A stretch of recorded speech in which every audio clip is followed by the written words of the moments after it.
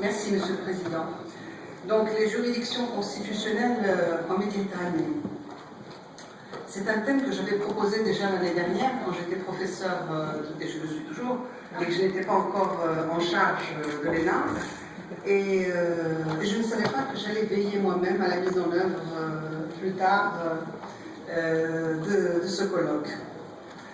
Donc, je suis d'autant plus heureuse d'ouvrir ce colloque, d'ouvrir les travaux de ce colloque, que c'est la première sortie de l'ENA post-fusion, même si ce n'est pas encore promulgué ni voté, et c'est la première sortie en tant que directrice de l'ENA par intérim. Et il se trouve que cette sortie fait partie de mes domaines de prédilection, c'est-à-dire la justice constitutionnelle. Je voudrais d'abord, avant de commencer, souhaiter la bienvenue et dire combien je suis heureuse d'ouvrir un thème comme celui-là avec des collègues et des amis qui me sont chers et avec mes professeurs et mes élèves, je ne vois pas beaucoup aujourd'hui, et que je remercie néanmoins d'être ici. Donc, mon rapport introductif, je voudrais vous livrer en 4 points. D'abord un contexte, ensuite un prétexte, ensuite pourquoi la Méditerranée, et ensuite pourquoi le juge constitutionnel. Alors le contexte, je ne vous apprends rien en disant, c'est pas un scoop, qu'au sud de la Méditerranée, le pourtour de la Méditerranée est enflammé. Au sud parce qu'on appelle le printemps arabe, et au nord parce qu'on appelle les indignations. Rappelez-vous le livre « Indignez-vous ». Partout, que ce soit au nord ou au sud de la Méditerranée, il y a une charte des droits et libertés qui est revendiquée. En fait, les digues de la peur, les digues de la suspicion, les digues de l'IBA, les digues des anciennes valeurs sont tombées, mais elles n'ont pas eu le temps encore d'être remplacées par les nouvelles valeurs. Ce qui fait qu'il y a un gap au niveau des références, un gap au niveau des repères, et ce qui fait qu'on a un rapport au droit qui est empreint de violence et parfois de vengeance. Ça va dans tous les sens. Le droit a du mal à réguler. Les institutions politiques vacillent. Quant aux cours constitutionnels qui nous intéressent ici, que peuvent-elles bien faire dans des systèmes qui sont souvent en ébullition? Le rôle des cours constitutionnels est un rôle délicat. Vous n'avez qu'à vous rappeler lorsqu'Angela Merkel a été investie dernièrement devant cette chambre bleu horizon. Les commentateurs tout de suite ont dit « Oui, elle a une chambre avec une majorité substantielle, mais elle doit craindre à la fois le Bundesrat et la Cour constitutionnelle allemande. » Ce qui fait que les cours constitutionnels dans les pays du Nord, en tout cas, jouent un rôle de véritable contre-pouvoir. Mais dans des espaces ou dans des états de non-droit, ou dans des états qui sont en voie de droit ou en voie d'institutionnalisation, est-ce que les cours constitutionnels ont la même puissance, la même portée, le même pouvoir?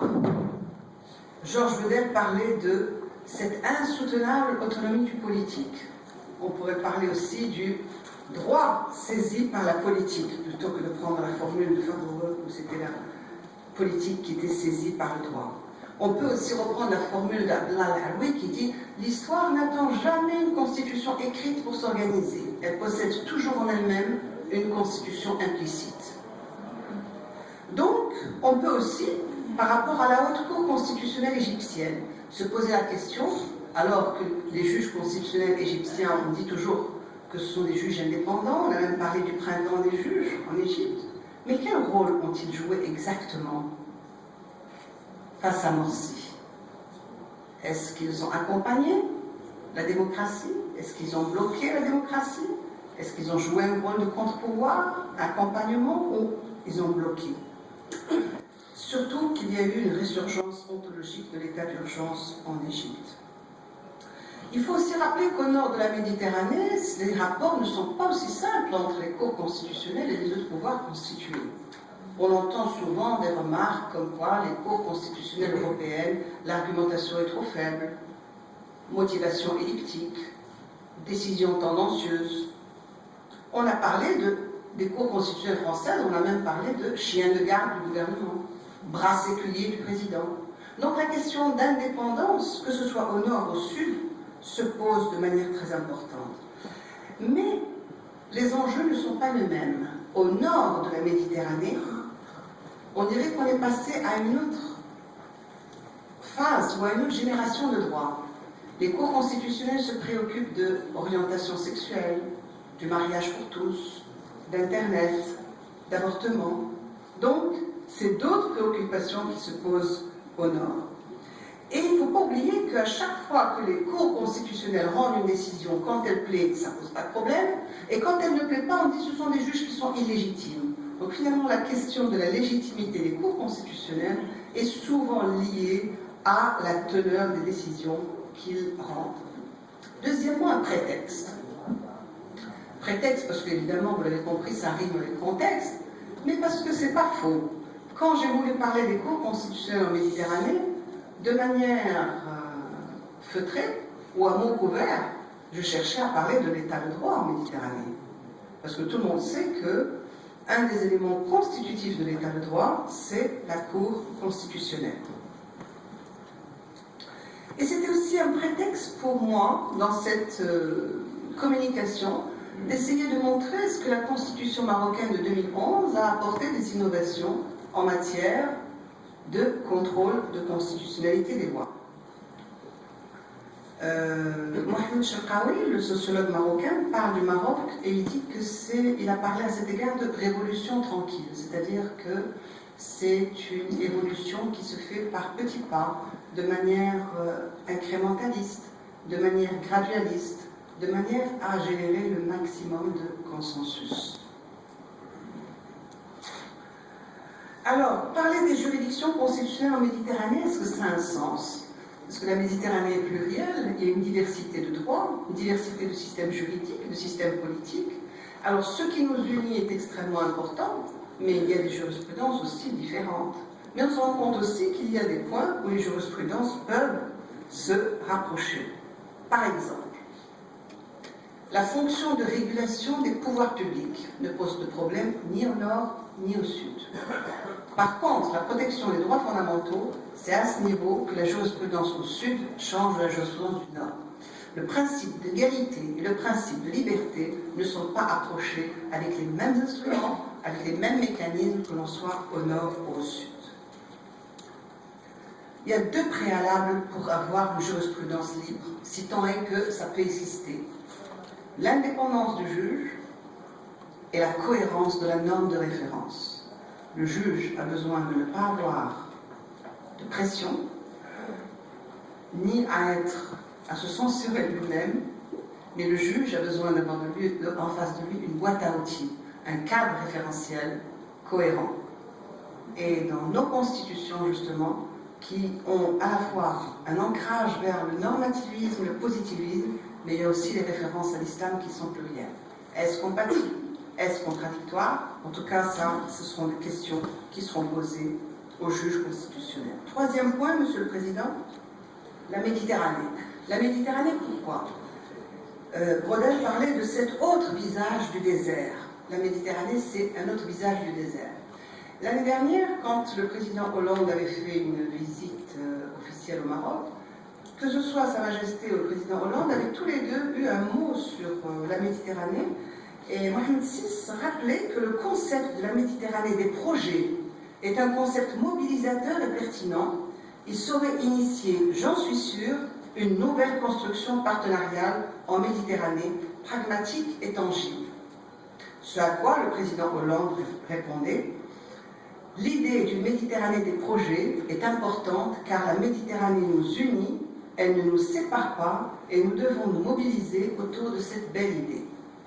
Alors, ce matin, ça a été dit, du processus de Barcelone à l'UMPM, à 5+5, nous avons des rencontres méditerranéennes, des forums de la société civile sur la sécurité, les libertés, l'immigration, le terrorisme, bref, un ensemble de forums, d'espaces, d'agora autour de ce qu'on pourrait appeler cet espace euro-méditerranéen.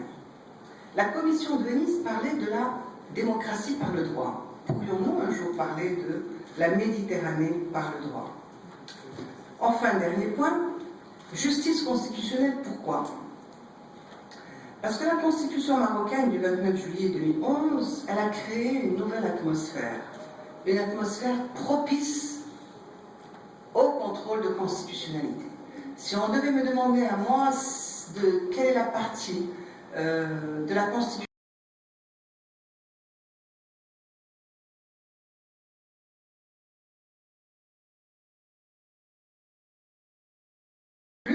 le titre relatif à la Cour constitutionnelle. Parce que c'est un titre qui est important. D'abord, le juge constitutionnel, il a été démocratisé, qualifié, professionnalisé, et on pourrait même dire culturalisé, puisqu'il y aura d'office la présence d'un alim dans la Cour constitutionnelle. Ce qui est important à dire, c'est que la Méditerranée a été citée 2 fois dans la Constitution. Ça, c'est pour montrer les racines multiples de l'identité marocaine, dont le segment méditerranéen constitue un pilier significatif. La justice constitutionnelle va asseoir son autorité, parce qu'aujourd'hui, le juge constitutionnel ne pourra pas dire comme avant « j'ai que 8 ou 10 articles qui concernent les droits et libertés ». Aujourd'hui, il a 60 dispositions dans la Constitution qui concernent les droits et libertés. Donc, il a une boîte à outils importante, il a un statut qui est nouveau, et il a surtout permis l'introduction de l'individu dans le prétoire constitutionnel, dans le prétoire juridictionnel. Ce qui veut dire aujourd'hui que si vous avez un problème avec une loi, vous n'êtes pas obligé de vous en tenir à un intermédiaire qui s'appelle le groupe parlementaire, qui doit faire des négociations et des tractations pour pouvoir faire une saisine. Vous êtes devenu un majeur constitutionnel, puisque vous pouvez de vous-même soulever l'exception d'inconstitutionnalité si une loi qu'on va vous appliquer porte atteinte aux droits fondamentaux tels qu'ils sont inscrits dans la Constitution. Alors, pour terminer au niveau du droit comparé, parce que c'est un colloque international, donc nous sommes ici pour échanger les expériences, mais nous sommes ici aussi pour écouter de ce qu'on appelle les bonnes pratiques en la matière. Alors les questions que je voudrais poser, je les poserai à Anne, je les poserai à Didier, je pourrais les poser à Marc Cardio, je pourrais les poser à Rafa, qui vont avoir une cour constitutionnelle dans leur future constitution. Quelle évaluation peut-on faire de la QPC 3 ans après maintenant? Le contrôle a posteriori concret, est-ce qu'il a éclipsé le contrôle abstrait?